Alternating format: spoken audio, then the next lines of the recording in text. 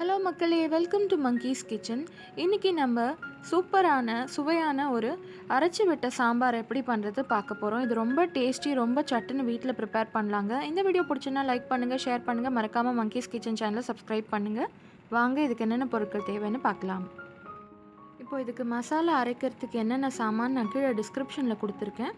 நீங்கள் அது பார்த்து அதோட அளவு தெரிஞ்சுக்கலாம். ஸோ இப்போ இந்த மசாலா பொருட்கள்லாம் நீங்கள் என்ன பண்ணுங்கள், ஒரு கடாயில் இதெல்லாம் நல்லா கொஞ்சம் எண்ணெய் ஒரு 2-3 டேபிள் ஸ்பூன் போட்டு நல்லா பொன்னிறமாக லைட் கோல்டன் ப்ரௌன் கலரில் வறுத்துக்கோங்க. இதை பாருங்கள், உங்களுக்கு வீடியோவில் தெரியுது. ஸோ இது நல்லா ஆறுனக்கப்புறம் ஒரு மிக்ஸி ஜாரில் போட்டு இது நல்லா பேஸ்ட் பண்ணிக்கலாங்க. அதுக்குள்ளே நம்ம இந்த சாம்பாருக்கு வெஜிடபிள்ஸ் நம்ம ரெடி பண்ணிக்கலாம். உங்கள் வீட்டில் இருக்கிற வெஜிடபிள்ஸ் வெங்காயம், கேரட், குடமிளகா, முருங்கைக்காய், உருளைக்கிழங்கு எது இருந்தாலும் நீங்கள் போட்டு லைட்டாக ஒரு 2 நிமிஷம் 3 நிமிஷம் பச்சை வாசனை போகிற வரைக்கும் வறுத்துக்கோங்க. அப்புறம் கொஞ்சம் மஞ்சத்தூள், தேவையான உப்பு அதெல்லாம் போட்டுக்கோங்க. கொஞ்சம் பெருங்காயத்தூளும் போட்டுக்கோங்க. ஸோ இப்போ அதுக்குள்ளே பார்த்தீங்கன்னா நம்மளோட அந்த மசாலா மிக்சர் ஆறிடுச்சுங்க. இதை பாருங்கள், இந்த மாதிரி ஃபைன் பேஸ்ட்டாக மிக்சியில் போட்டு அரைச்சிக்கோங்க.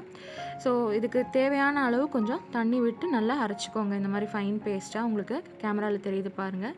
இப்போ இந்த அரைச்சி விட்ட விழுது கொஞ்சம் புளி தண்ணி, உப்பு, அதுக்கப்புறம் பெருங்காயத்தூள் போட்டு நல்லா கலந்து விட்டு அந்த பச்சை வாசனை போகிற வரைக்கும் கொஞ்சம் நல்லா அதை வதக்கிக்கோங்க.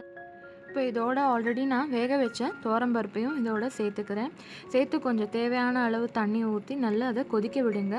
நல்லா சாம்பார் கொதிச்சாதாங்க அதில் இருக்கிற வெஜிடபிள்ஸ் எல்லாம் நல்லா வேகிருக்கும். பாருங்கள், நம்ம வீடியோவில் தெரியுது 10 to 15 நிமிஷம் ஆகிடுச்சு. நல்லா சாம்பார் நல்லா கொதிச்சிடுச்சு.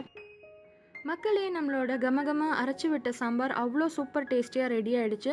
இது சூடான ரைஸ் இல்லைனா இட்லி, தோசையோட சைட் டிஷ் அவ்வளோ சூப்பராக இருக்கும். கண்டிப்பாக நீங்கள் இதை ட்ரை பண்ணுங்கள். உங்களோட ஃபீட்பேக்கை நம்மளோட கமெண்ட் செக்ஷனில் சொல்லுங்கள். இந்த வீடியோ பிடிச்சுன்னா லைக் பண்ணுங்கள், ஷேர் பண்ணுங்கள், மறக்காமல் மங்கீஸ் கிச்சன் சேனலை சப்ஸ்கிரைப் பண்ணுங்கள். Okay, thank you.